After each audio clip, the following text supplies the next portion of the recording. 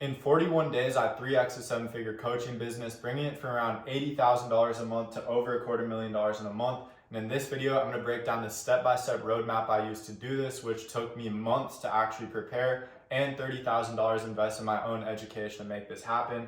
And I'm giving it to you for free. By the way, I make these videos for fun. I don't sell to my own audience at all, so I hope you enjoy. When I first started working with this creator, we set our launch date for 30 days in the future. This is a launch roadmap that we laid out. And I guaranteed the creator that I'd 3x their business, already doing $1 million a year in the first 30 days, or they wouldn't pay me a dime. All right, so step numero uno in the $250,000 launch roadmap process, we have market research. Now, I know you're probably thinking like, oh, whatever, I've already heard this before, I'm just gonna skip through, but bear with me because I'm gonna bring up some things that I haven't really heard anyone else talk about before. So yeah, these will help you out. So I kind of define two different types of market research. On one hand, we have niche specific market research, and on the other hand, we have creator specific market research. So what niche specific market research is say you're in the real estate niche or in the drop shipping niche. And then of course, within each niches, there are going to be sub niches and micro niches. So say for example, you're in real estate, the sub niche of that is real estate investing. And then like a micro niche within that sub niche is house flipping. And then on top of that niche specific market research is creator specific market research. So between every single creator, they're going to attract their own unique audience. So there can be two creators who are in that real estate flipping sub niche, but they can still attract two different types of audiences. Why is this? Because they're different humans overall. One person's white, one person's black. The white person's going to attract more white people in their audience. The black person's going to attract more black people in their audience. If the creator is a woman, she's going to attract more women into her audience. If the creator is Asian, they're going to attract more Asians into the audience. Or if the creator is older, they're going to attract older people. If they're younger, they're going to attract younger people. If the creator is religious, they're going to attract more religious people, and so on and so forth. Creators attract people who are like them. So if you are the creator or if you're working with a creator, it's important that you actually understand who the creator is and what type of unique audience they attract. That way you can speak directly to them. Now, under niche specific and creator specific market research, I then define two more types of market research. One, which is demographic, and two, which is psychographic. So demographic, these are kind of the numbers. These are the physical traits. For example, your age, your ethnicity, your income, where you live, etc. These are more surface level. These are still important to know, but they're not as important as psychographic market research. This is, what are people thinking? What do they want? What do they fear? What gives them status, right? Psychographic is honestly the most important part of market research. And again, these will apply to both niche and creator specific market research. Psychographic market research is important because you want to talk to the prospect throughout your copy, throughout your sales messages, throughout the whole launch. You want to talk to them exactly how they want to be talked to. You want to grab their interest through desires that they have. You want to grab their interest through things that they want to identify with. You want to grab their interest through status symbols or through fears that they identify with, okay? Now you may be wondering, okay, that's cool. I understand the difference between niche specific, creator specific market research, as well as demographic and psychographic market research. How do I actually find these things out now? So as you can see here, I drew this little blue thing. It's actually a funnel. What this stands for is you want to funnel hack other people in your niche. So say for example, you're in the dropshipping niche, you can look up how to make money dropshipping. And then you can just find the creators on YouTube, find them on Instagram, go through all their content, go through their funnels, watch their video sales letters, get on their email list, buy their low ticket products. You just want to see exactly how they're marketing to their audience. You can learn a lot just by seeing what the biggest people in your niche are doing, and then just model it with your own messaging and unique product, of course. All right, next, you want to send out a survey. You want to send this survey out across every single platform that you're on, as well as in your existing products, if you have any existing products. So what we did is we sent out a survey on their Instagram, on their TikTok. This creator didn't have a YouTube yet, so we didn't send it out on YouTube. We also sent it out in their existing low ticket product. On the survey, we ask people for their contact details. That way we can actually reach out to them if they're financially qualified and interested in what we're launching. Next, we ask for their age. We ask for what their one big question is about XYZ opportunity. This way we can get all the objections that people are going to have, so that we can pre-handle those objections in emails, video sales letters, whatever else that we use for marketing. And then also we ask for their desires. Why are they actually pursuing this opportunity? What are their roadblocks? What's holding them back from actually achieving this outcome? And then that way, again, we can use that in the marketing, and we can also use that to engineer product that is going to best suit them to get to their desired state. Also, one important thing that I forgot, like the most important thing that I forgot to put in the survey, is also you want to figure out what the financial situation is of the audience, how much they currently have saved up to invest in the opportunity, and also how much is their current income. You can also ask these questions in more of a smooth way. I mean, for one, when you send out the survey, you want to frame it as, hey, we're launching this big thing on this date. Fill out this questionnaire and we'll give you early access to it, and it'll help us design it and make it as valuable as possible. And then when you financially qualify people on this survey, you can frame it as, all right, so say the opportunity that you're selling is a social media marketing agency. You can ask people, how much are you currently making? And then follow up that question by how much do you want to be making with your marketing agency? If you ask it in that sequence, it just feels a little bit smoother. There's less sales resistance. And then after that question, say they want to be making $30K per month with their marketing agency. How much do you actually have set aside right now to invest in your social media marketing agency to actually reach that goal? All right, so these are the questions that we sent out in the survey. Again, it's really important that we're collecting contact details and financially qualifying every single person who fills out the survey. That way we can reach out to them when we do launch the official product, or even reach out to them on a wait list, which we'll get to in a second, because we did end up running a pre-sale and we did about $70,000 in cash in about 11 days without promoting publicly at all. Next, we have some bonuses for market research. So for one, you can go through support tickets if you have an existing product or frequently asked questions. Two, you can look up online forums. So you can go to Reddit or Quora or just search up like questions about XYZ opportunity. Next, you can go through low ticket products. You can either go through your existing low ticket products, or you can buy competitors' low ticket products, extra bonus there, and see what they're doing inside of their product and see what are the reviews, what do customers like about competitors' products, and what do customers not like about competitors' products. And then you can juxtapose the competitors' products' deficiencies and put them in your own product and say like, they don't have this, we have this, we're better. And then next, go through comment sections on social media. That can be your own comment sections, or it could be competitors' comment sections on, honestly, YouTube is probably the best place to do it. Short form content is a little bit more brain dead. So that concludes step number 1, market research. On to step 2, which is the offer thesis. One more thing before we go on to step 2 of the $250,000 launch roadmap is you want to do a content audit. This applies to you whether you have existing content, or even if you don't, you still want to go through competitors' content, look at what's doing well for them, look at what is not performing for them. You want to look at the type of content, like what the actual subject of the content is, as well as the overall production style. Is it more heavily edited, or is it raw content that does better? And for this creator that I did this launch with, I looked at their content and we found that they would make some kind of like general random content that didn't do as well. And actually the super hyper specific content that had to do with their exact niche was often the content that did best. And so that's an important thing to keep in mind as a creator. You're not only creating for yourself, but you're also creating for the customer that you're serving. If you only create for yourself and you're not thinking about the person you're serving, then your content's just gonna flop. But also you wanna have that medium, because if you only think about the customer you're serving, then you kind of get burnt out with that content because you don't enjoy creating it as much. So it's kind of that yin and yang that's really important when it comes to creating high quality content. But anyways, on to step number 2, which is the offer thesis. So now that we have all that data from market research, which is literally the foundation for the entire launch, you want to take Jimmy, or whoever your ideal customer profile is, and you want to bridge the gap from his current situation to his desired situation with what is called a MVP, or minimum viable product. And again, I'm sure you've heard what this is, but I'm still just restating it because it's important.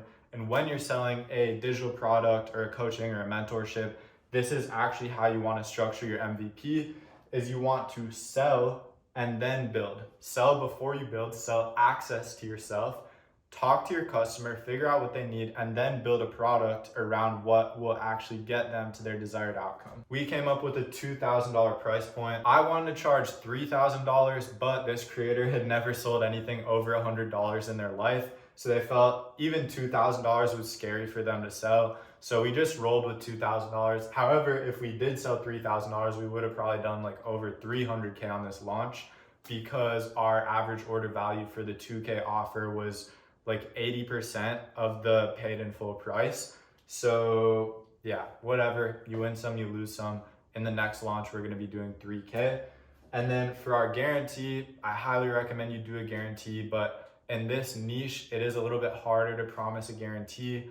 And as well as that, it was kind of the creator's first time selling a hands-on mentorship. So again, they didn't really feel comfortable doing a guarantee. However, for the next launch, we do have kind of a creative guarantee. Some of my favorites, I mean, you can do a refund guarantee with super strict stipulations where they have to follow a bunch of things like pull up to every group call, watch every course material, do an action every single day that'll get them closer to the outcome, and make it so the stipulations are so tight where if they do them, they probably will get the outcome, or they'll get close enough to the outcome where they'll feel satisfied with the product or service. And of course, if they don't do the stipulations, they're not eligible for a guarantee. Or if you don't want to do a refund guarantee, another thing you can do is a work with you for free until you do guarantee, which is a very common one that I like a lot, because the only risk that you really put on yourself is just time. Like you'll put more time and effort into actually getting results for the prospect. But guarantees are super important because it reverses the risk. Whenever somebody is investing their own money in a product or service, they're incurring the risk because it's their own money that they're risking. However, if you as the business owner have a strong guarantee, it reverses that risk, it puts the risk on yourself, and you're gonna make a lot more sales. And maybe you do get more refunds because of your guarantee, but 9 times out of 10, your guarantee is gonna get you more sales than the actual guarantee would have you refunding. But in this case, again, since it was a creator's first time launching a product, we had 0 guarantee, which I don't recommend, but we ran with it. Yeah, again, like I said, sell access and sell before you build. And what this means, sell before you build, obviously you want to have something like some sort of substance in there. But what I'm saying is you don't want to build out this fat product, sell a bunch of people in, and then realize that people don't even need 90% of what you spent so much time preciously building. People are only going to need a select few things. And at first you just sell access to yourself. You talk to them, you give them one-on-one help, and then you can build a program around what most people need help with. In this scenario though, we did build a couple base things. Like we had a mini base course for people, and we also had a personalized roadmap that we gave to people. We completely automated it with AI, which is cool. So creators had built a couple of these roadmaps in the past. What we did is we fed those roadmaps to AI. Then we had a conversation with the prospect in the DMs, which I had my setter do. And then we pasted that conversation into AI, and then AI spit out a personalized roadmap based on the previous roadmaps that we had fed it, which sounded exactly like the creator, used their exact brain. Really, you can come up with a lot of creative ideas to scale fulfillment, especially with AI. There's a lot of easy ways to scale fulfillment. And that's kind of like the push-pull with business, is you want to figure out how can you provide as much value as possible, but you want to operationalize value in a sense where you can actually scale it. Because obviously the most value you deliver is going to be the most one-on-one help, but obviously you can't give extreme one-on-one help to everybody. So it's coming up with these creative, unique ways to solve problems and scale delivery. But for the first launch, you don't need to get too crazy in depth with that. You can just come up with a couple creative things, sell access, and then over time get more customer data and scale fulfillment in a creative, unique way. All right, on to step numero tres on the $250,000 launch roadmap. We have a pre-sale which we did $70,000 cash collected in 11 days without promoting publicly at all. And here's exactly how we did it. I actually came up with this idea completely on the fly 11 days before launch, and I hit up the closers, I hit up the creators. I was like, hey, should we run a pre-sale? Like, this would be fun. They're like, sure. And so here's what we did. So we took everybody from the market research survey in step 1, and we zapped all of the qualified prospects to our CRM. We also hit them with emails throughout this process. So we hit them with value, we told them stories. Right around this time, this creator also started posting their first long form content. They only had a short form audience, so emails were really helpful in warming people up, providing them some longer form content, building more trust with the creator, and ultimately getting them closer to the sale. So when we do actually start selling to them, people are warm. And then also one more thing, at the bottom of each email, we had a little PS thing, and it said, obviously the email's coming from the creators, and the creator would say, PS, keep an eye out, we're selecting 20 people to get early access to our founding members. And people are like, oh, what's the founding members? Da, da, da. So I also think the reason why this pre-sale worked so well is because of the framing of it. We framed it as nobody will ever have this much access to the creator ever. And they're literally founding members who are going to be helping the creator build this mentorship from scratch. And they'll get one-on-one calls, they'll get direct access to the creator, and they'll be founders. So people really liked that messaging, and it worked really, really well. With this pre-sale, we ended up selling about 35 people on a $2,000 package in 11 days, thus adding up to around $70,000 in cash collected. Again, we definitely should have had our price higher, because our paid in full percentage was like 80-90%, and people definitely could have paid more, or they definitely would have paid more if we had a 3 to 5K price point even. So kind of unfortunate that we're priced this low, but you got to work around the creators that you work with. So next is the video sales letter. So I scripted up just a super raw, authentic video sales letter, just basically telling the creator's story, because nobody had really seen the creator in long form content before. Just telling the creator's story, helping people to actually get to know who the creator is, how they actually learned the opportunity, how much money they've made from it, what makes the opportunity unique, and then just making the special private offer. And again, this VSL is private. We're not publicly promoting this at all. We just SMS'd it to the people who were qualified, who filled out the survey. We just texted them the video, and we just said, comment or respond back, I'm in if you're interested, and we'll set you up on an interview with our head of enrollment. This was actually completely accidental, but since the video sales letter was an unlisted YouTube video, everyone went under the comments and they commented, I'm in, which created tons of social proof. So it just made people want it even more, when in reality, we asked people to like SMS back with I'm in rather than commenting under the YouTube video, but that ended up working well. From there, we had a phone setter dial them up, re-qualify them, make sure that they're actually financially qualified, because some people can just bullshit through this whole process. And then just does like a typical phone setting call, sets them up on a call with the head of enrollment, which is how we framed our closer. Our closer took the closing call and then cash collected. We had about an 80% closing rate on a 2K price point with a 80% PIF collected percentage and about a 1.8K average order value. I think those are the numbers. They're just off the top of my head. It might have been a little bit different. But yeah, those are the numbers. That's how we ran the pre-sale.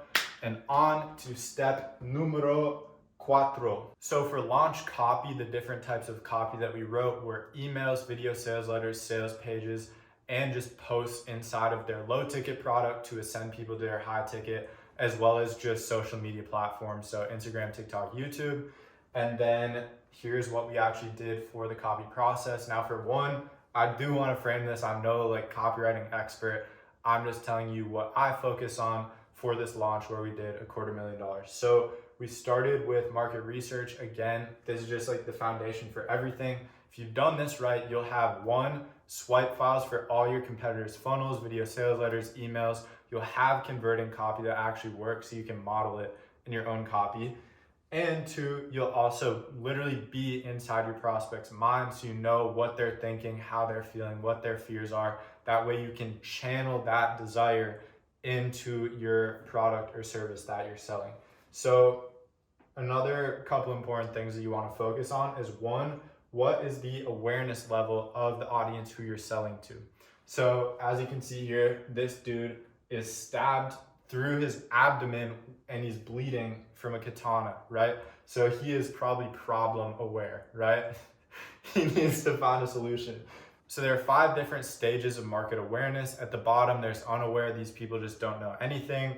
On top of that, there is problem awareness, right? This dude, he knows he has a katana stabbed through him. Or say you know that you're a broke college kid. The 3rd stage of awareness is solution aware. So you're a broke college kid and you know there are options out there like drop shipping, like day trading, like reselling, like house flipping, right? Then there's product aware, where you know of somebody's product, you know that there are different products that exist. And then the 5th highest stage of awareness is most aware. They know pretty much the features about your product, and they only need a discount or a special bonus or some extra promotion, and then they'll buy it, right? And so most people can only market to the top 2 or 3 stages of awareness, which leaves 90% of their audience out of the equation. So they basically lose out on a bunch of money. So learning how to market to every single stage of awareness is super important, right? When you're starting with an unaware audience, you'll typically ask a question, something that the prospect can identify with, and then pull them into the copy and then start talking about problems, and just make them problem aware and then transition from there, right? Or if they're solution aware, then you can make your solution seem unique and then transition into your product, right? Next, we have market sophistication level. So this is just how many other people are in your market selling what you're selling. Is it a blue ocean or is it a red ocean? And for this launch, we had a blood red ocean where there are tons and tons of competitors selling in it, to the point where everyone under every comment section is like, oh, he's just another course seller, which actually is tough because there are a lot of scammers in this space. But the creators that I did work with actually had real social proof, which we use to our advantage, of course. So when you're marketing to an extremely sophisticated audience, you don't want to start with a big guarantee. You don't want to start with a big promise. That's just how you get people angry at you. You typically start with something that the prospect can identify to show a little bit of social proof, and then transition into whatever your offering is, right? So that's what we actually did this wrong, but when we relaunch, we're gonna get this right. But I mean, it still worked out all right for us. Next, everyone knows this, but nobody actually does this.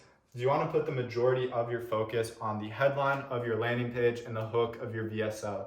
If somebody clicks your page and the headline doesn't interest them or apply to them, they're clicking off. And then you spent all this time writing a video sales letter, editing it, getting the creators to record it, only for nobody to watch it because your headline sucks, right? So you need to spend time on your headline. And really, your headline isn't selling your offer at all. All you're doing with your headline is getting something that spikes so much curiosity where the prospect needs to watch the video and see what actually happens. And that's same with your hook. You need to give the prospect a reason to watch to the end of the VSL, open a loop, start a cliffhanger that is so severe that the prospect needs to resolve it. It can't be left unresolved in their mind. And that's how you hook people in. Next is emotion. People buy because of emotion, and then they back up their purchase with logic in their mind. So obviously you can't completely emotionally sell to people, but the foundation of every single sale is made through emotion and channeling one core desire. That's another important thing. You can't create desire, but you can channel mass desires that everybody has. And you want to follow a pathway of emotion that the prospect has. So for example, the prospect, if you know them well enough, if you know what's going on in their brain, you know what conversation they want to have in their brain.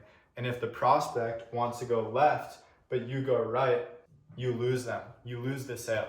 So you need to know what's going on in their head so you can follow the conversation with them and ultimately get them to the end of the video, get them to book a call, get them to apply, whatever your call to action is, or else you're just going to lose the sale, right?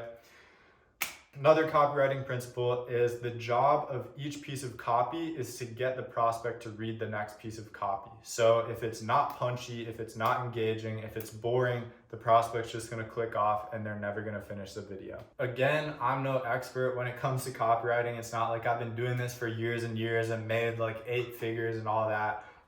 These are just like some of the basics that I've learned, which has helped me sell multiple 6 figures online. But again, I'm no like giant in copywriting. There are much better people to learn from than me. But yeah, that was step number 4. On to step number 5, which is the funnel that we use for this launch. Cool, so step number 5 is the funnel that we use for this $250,000 launch. We had all the different social platforms, so Instagram, TikTok, the creator just started posting on YouTube, so we had some YouTube as well, and the email list we built up, and their low ticket product. We funneled all those different platforms to an opt-in page. People opt in for a free training, which I actually don't like anymore. We're just going like straight to like join the inner circle, and that's what the opt-in says. Because like in my opinion, free training's overdone and it's kind of stupid. So opt-in page, VSL page. Under the VSL, there's a button which takes people to an application page. If they fill out the application, they're financially qualified to invest in a high ticket product. They're sent to a call booking page. If they then book their call, then they have their call and then closing call, boom. If they fill out the application, they're not financially qualified to invest in a high ticket product, then they're sent to a $1 offer page where they buy a like mini program for $1. It's just a no-brainer offer. There's tons of value for only $1. People go through that. And then on the next page, there's a video sales letter, which is framed as like, here's what you just bought, here's how to use it. But if you want extra help to like really get results in this, then you'll need this, which then is a one-click upsell to their existing low ticket product, which is $100 in MRR. And I know also people do like a one-click upsell to a mid-ticket product of like $500 for lifetime. That works too, but we just want to stack up MRR because their churn is low, and our lifetime value is like more than 500.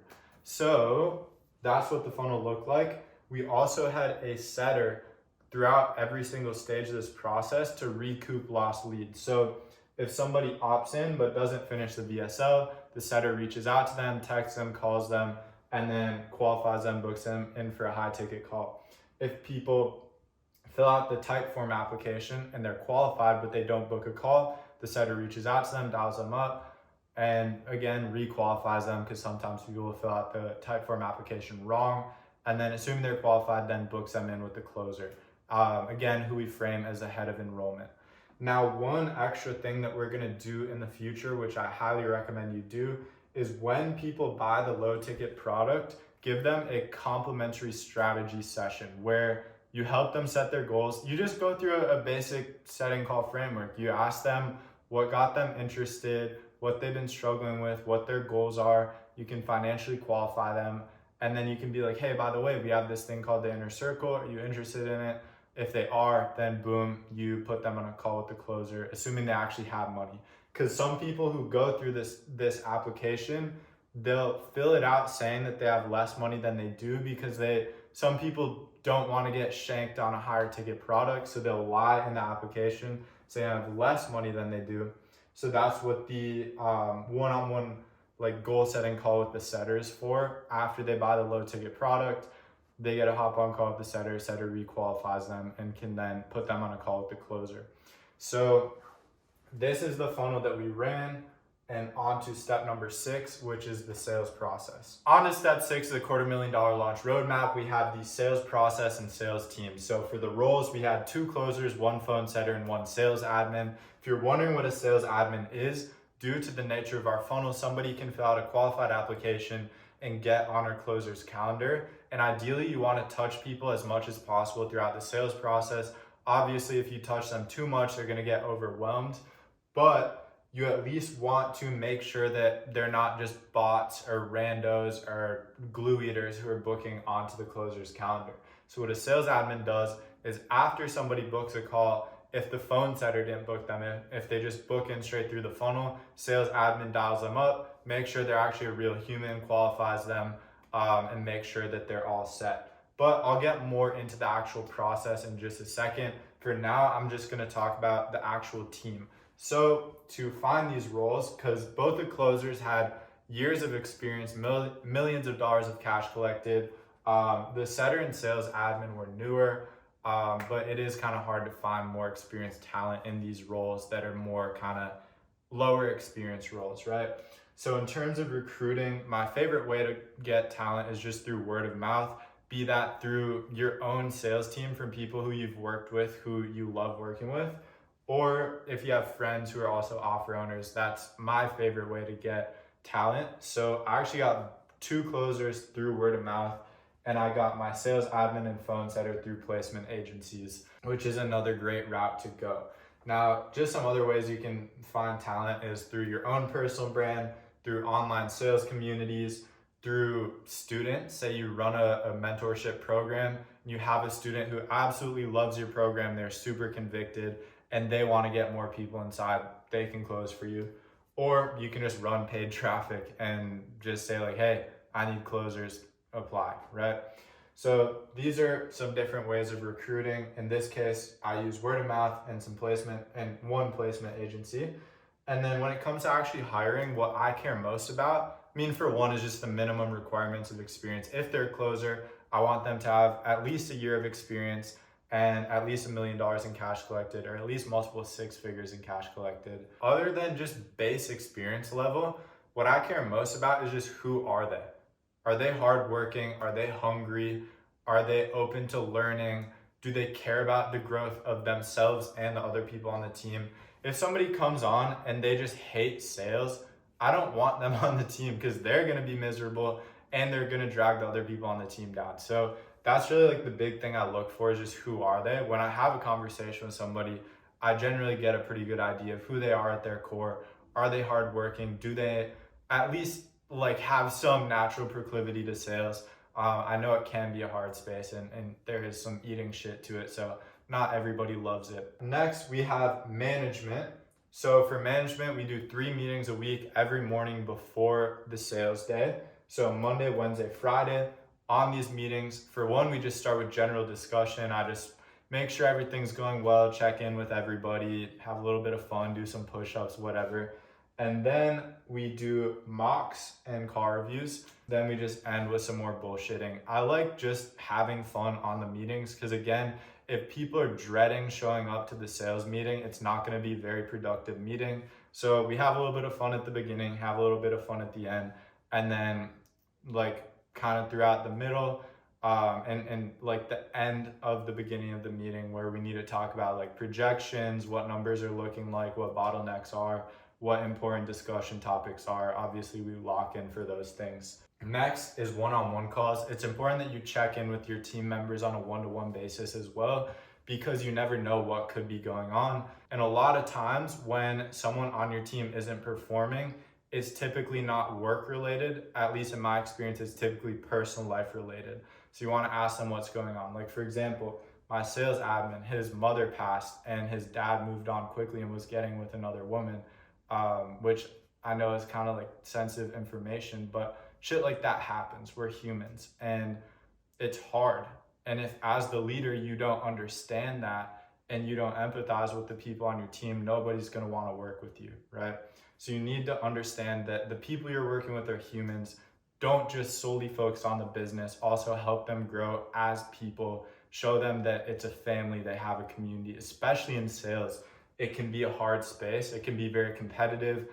The top closer on the team is wanting to put everybody else down. And at least for me, I like to create an environment, right? Culture. I like to create an environment where everybody's bringing each other up. I know that sounds like corny, but if it's a super competitive culture where it's actually toxic, in my opinion, I mean, for one, I don't enjoy running a team like that. And for two, I don't think it's as productive as having a team where if the closer sees the setter's not doing as well, the closer hops on a call with the setter, coaches up the setter, right? They're checking in on people. Maybe someone's heads down on a meeting. They text them, yo, is everything okay, right?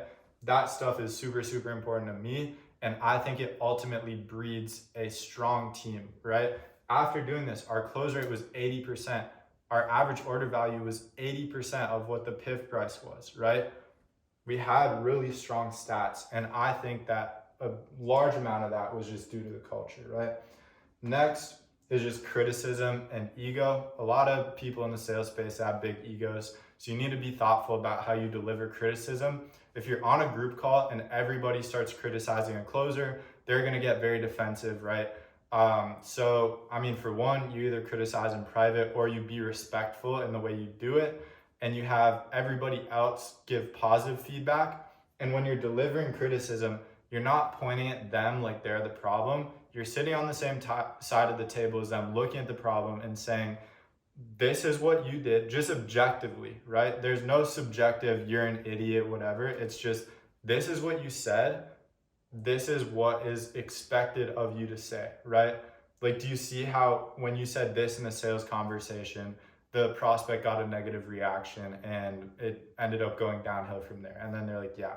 Another thing I like to do as well is just let the closer criticize themselves. That way it's not like a battle. It just holds them accountable. You watch their game tape footage with them, they criticize themselves, and a lot of times they're able to point out their own deficiencies, which can be, there's a lot less resistance because it doesn't feel like an attack from somebody else.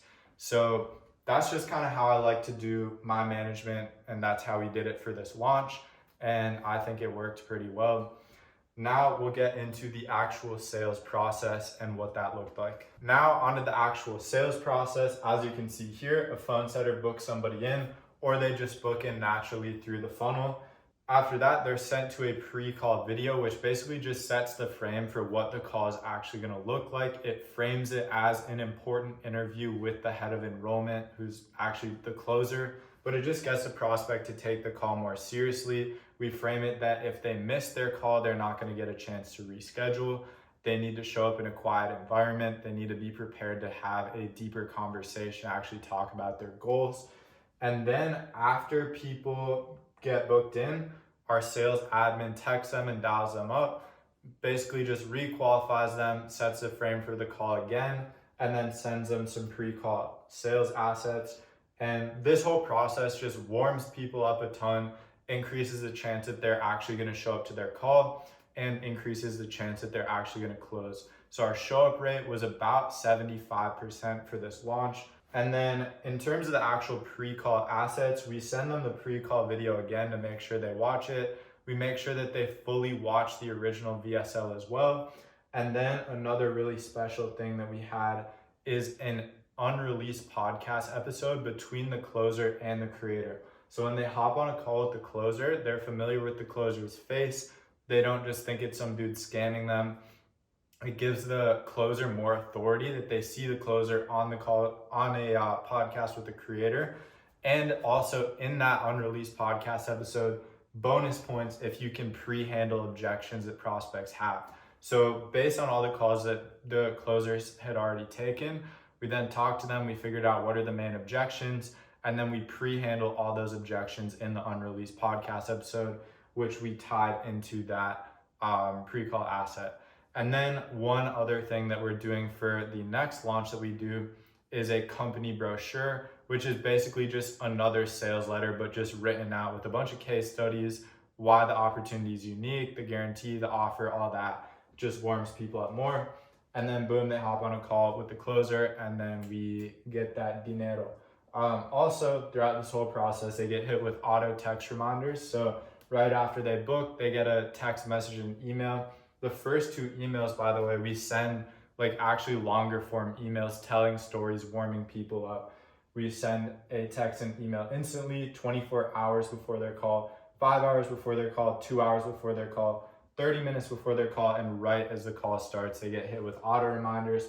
Also, the sales admin will reach out to people the morning before their call to check in with them, make sure they're all set. And the sales admin will be communicating all this with the closer.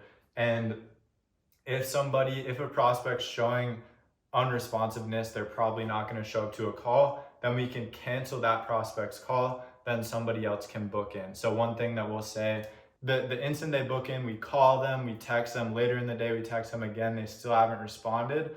Then we can say, hey, if you don't respond back, unfortunately, the software that we use is just automatically going to cancel your call. So do you want to respond back? We can either reschedule you, or like, where do you want to go from here? The prospect still doesn't respond, then we just cancel them, then someone else can take their place. All right, on to step 7 of the $250,000 launch roadmap. We have backend automation. So the first thing you want to have is payments. So you want a payment processor, ideally a private processor. That way you have lower processing fees, and also you don't run the risk of getting shut down like a lot of these bigger payment processors do. You also want to have a payment automation. So whenever you collect a payment, it'll send a message saying like, hey, this person just closed for XYZ amount of money. That way, when your closers are on the call, they actually know that the prospect paid. And so, yeah, that's what we did. Next thing we had was an onboarding automation. So whenever a prospect joins, we drag them to close in our CRM, and then it sends them an automatic onboarding automation, which is an email, sends them a message, which is just like heartwarming, gets them excited to join, just confirms their purchasing decision. It also sent them some helpful links to get them access to everything inside the program, like booking a one-on-one onboarding call, how to access the course, how to add the group calls and everything to their calendar. Next is a no-close automation. So when we drag a prospect to no-close in the CRM, it'll send a message to our setter saying, hey, this person didn't close, go follow up with them. Same with no-show, is it'll send an automation, hey, this person didn't show, go follow up with them. And we just send them assets that warm them up, just like, hey, sorry it didn't work out, here's this video, whatever. And then if they didn't show, then we just reach out and just like, hey, saw that you ended up missing your interview, what happened, is everything okay? And then we can see if we can book them back in. Next, we have email flows. So at every point in your funnel, you want to add people or remove them from different email flows. This is something we didn't have super dialed in, but we're looking to dial in for future launches. Is when people opt in, they get an opt-in email flow. When people fill out a qualified application, they get a qualified application email flow. When people purchase a low ticket product, they get an email flow that tries to ascend them to a high ticket product, and so on and so forth. Next is a dashboard. So you want to have end of day and beginning of day reports for your sales team. That way you can keep track of all their stats, which I have laid out here. I'll get into that in a second. You want to have a dashboard where you can just like cleanly look at all the stats, identify bottlenecks, and optimize anything you need to optimize in the business. Next thing we had in place is contracts and privacy policy. This is something I forgot to mention in the onboarding, is they also get a contract. That way the creator was legally protected. We just had a little contract breaking down the terms of the payment and everything. Now the stats that we tracked for our dashboard were unique funnel viewers. So how many people actually landed on the page, how many people opted in, what percentage of them did, how many people finished the VSO, what percentage of them did, how many people who landed on the page actually went through and clicked to fill out an application, what percentage of people were qualified, what percentage of people who were qualified and got sent to the booking page actually booked, what percentage of people who booked actually showed, what percent of people who showed actually closed, what was the average price that we closed at on the calls, what is the cash per call. This is a stat that it's not super important, but I like to track it for fun, where you can see, okay, we have 10 calls on the calendar today. On average, we make $800 per call on the calendar. So we're probably gonna make $8,000 today, right? That's just a fun stat that I like to track, and it can help with, like once you start running paid as well, you can track that and it'll be helpful. PIF collected percentage. So what percent of people actually pay in full on the call? And then next for the DQ funnel, or disqualified, basically just leads who aren't financially qualified to invest in a high ticket product. What percent of disqualified leads take the first offer, and what percentage of disqualified leads take the one-click upsell? So these are all the stats we tracked. We did track a few more, but these are like the most important ones. And that way we can just look at this whole thing. We have a bird's eye view, and we can say, okay, maybe the opt-in rate is the bottleneck, or maybe the VSL completion rate is the bottleneck. For us, our two main bottlenecks were, one, qualified application rate to call booking rate. Right here, we had a lot of qualified leads who didn't end up booking calls. Number two was our average order value, which we didn't have much control over because the creator wouldn't let us raise the price point. But considering that our average order value, I think it was like 1,700, and we had a 2K price point, like that's a pretty good AOV. But ideally we would have had a 3K plus price point, and we would have made a lot more money. But this is everything we had in place for the back-end automations. All right, we're finally here after hundreds of hours of prepping for the launch, after everything we've done, right? The market research, building the offer, building the product, writing the copy, building the funnel, the emails, the video sales letter, the sales page, the pre-sale, hiring, recruiting, training the sales team, setting up the back-end automations. We've done it all. We're finally ready to launch. Now, one thing that you want to do before you launch is go through the client journey, because if you have one button messed up, one funnel step that doesn't work, one error in loading the VSL, one call booking page that doesn't work, you lose so much money. So make sure that everything is dialed in. Go through the whole customer journey from the computer, do it on the phone as well. Make sure the automations are firing, make sure the calls are working, make sure the buttons are working. Go through the client journey. Please do this, or else you could lose a bunch of money. So we did this on the final day before the launch. And then actually, honestly, I think we did it like a week before the launch, because we want to make sure that everything was working. So we launched, I mean, obviously we did the 7K in 11 days without promoting publicly for the pre-sale. So on day one of launch, we did $16,200 in cold hard cash collected and $18,000 in revenue. So we got 8 paid in fulls, and we got one person who put down a $200 deposit. And we did this on our first day, which was really cool to see. Really proud of the team for that one. They were working really hard. Our last payment came in at like 2 a.m. like we were still just all like checking our phones, and we got a message in Slack, someone piffed at 2 a.m. So we did 18K in revenue, 16.2K in cash on day one, which was awesome. And by the way most launches work, you get 25% of sales up front, 25% throughout the middle, and then 50% at the end if you do the promoting correctly, because most people are urgency buyers. You need to push them over the edge for them to actually buy. So this is what the launch looked like for day one. Next, we'll get into the actual optimization that we did to just improve the launch as it continued to go on. And here we go on to one of the final steps, step 9 of the $250,000 launch roadmap. We have optimization. So you need to start looking at your business like a scientist. When I look at my business, for one, we have inputs, then we get data from those inputs, it creates the outputs, and then based on that data, we make iterations, and then we get new inputs, and then the cycle repeats itself. So when we first launched, we got a bunch of inputs, we saw what the bottlenecks in the funnel were, we got data, then we iterated them, and then we improved them. Now, one thing that's really important to note when you're looking at a system is there are also, this is a sun, by the way, if you can tell, there are also outside circumstances or outside factors that play an effect in whatever is going on in the system. So for example, one of the things we were struggling with is a low show rate. And so I was on call with one of my closers, and he started like freaking out and talking about like text automation reminders. And obviously like the closer needs to eat, and obviously like he wants to have more calls so he can make money, right? But he was freaking out about text automation reminders when that wasn't really the problem.